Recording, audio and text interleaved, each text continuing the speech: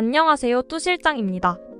오늘은 요즘 2030 세대들이 결혼을 하더라도 혼인신고를 하지 않는 이유에 대해서 이야기해보겠습니다. 3월 24일 국토교통부에서 보도자료가 나왔습니다. 청약 결혼 페널티 이제는 결혼 메리트로.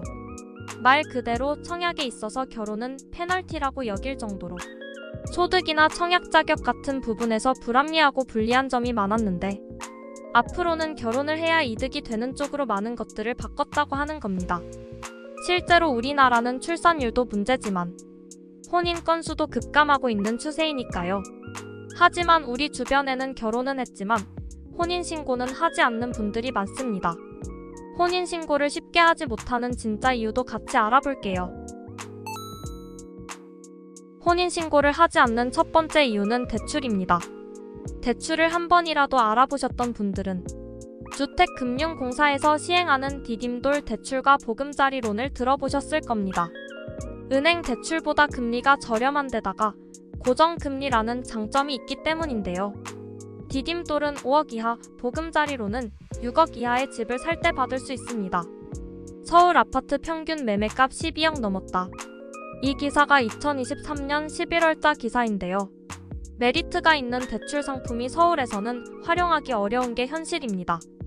보시는 것처럼 서울 중심부에는 5억 이하 아파트는 찾아볼 수가 없고요.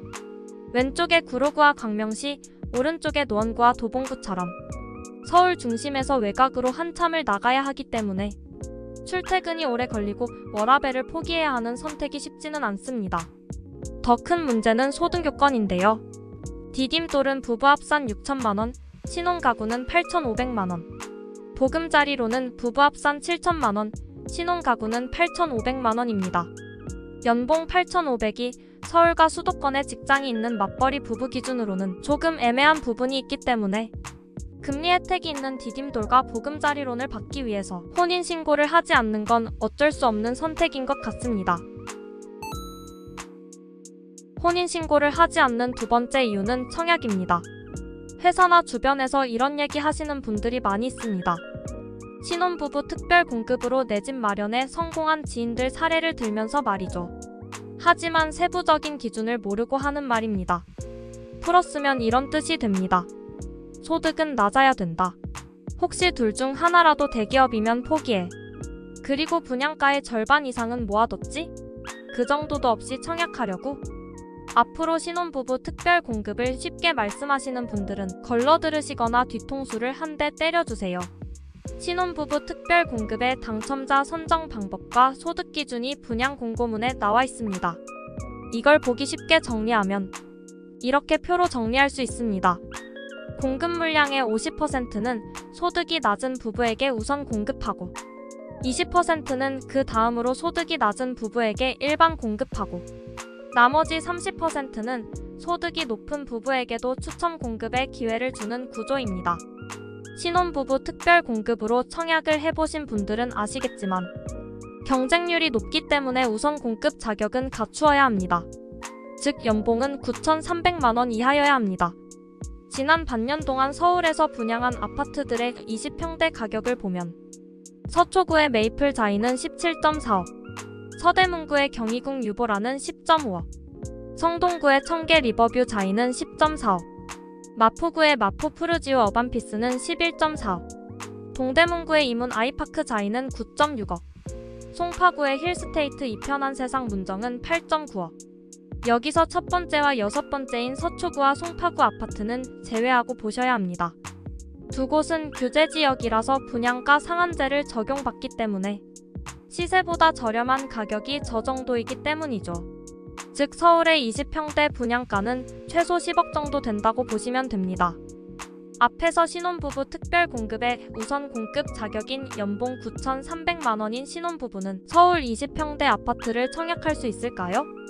일단 연봉이 9,300만원인 경우 DSR 40%를 적용하면 대출은 최대 6억 4천만원까지 받을 수 있습니다.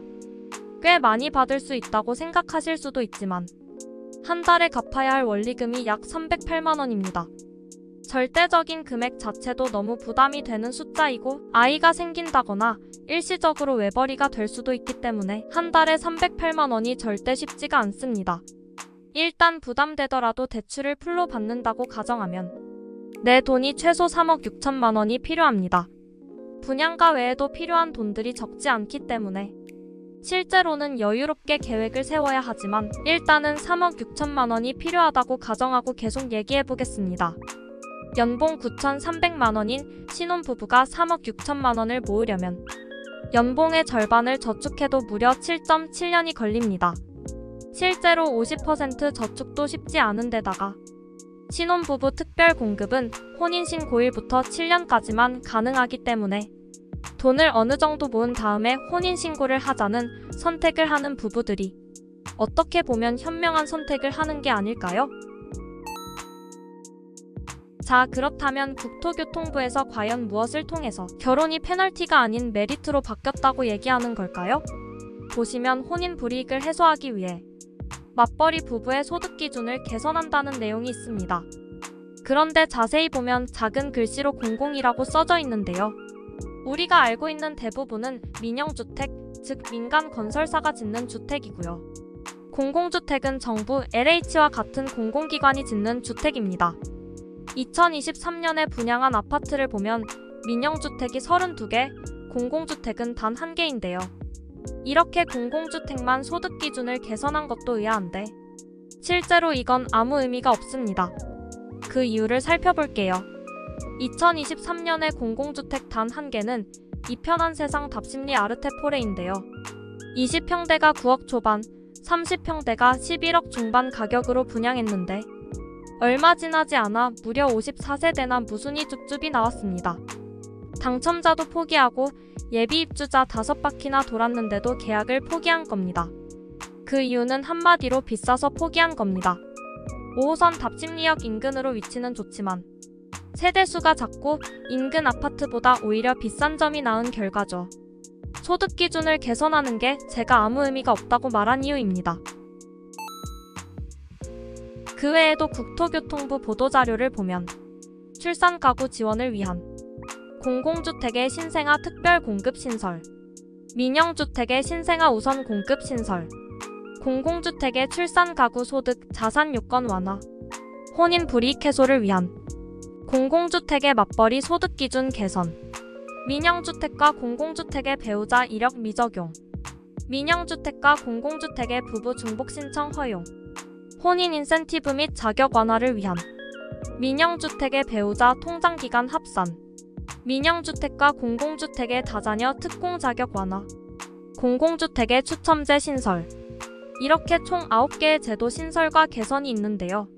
물론 기존의 불합리한 것들을 해소하고 결혼과 출산을 장려하고 혜택을 주는 방향성은 좋다고 생각하지만 결혼은 해도 혼인신고는 하지 않는 근본적인 이유에 대해서는 전혀 해결하지 못한 아쉬움이 많이 남는 정책이었던 것 같습니다.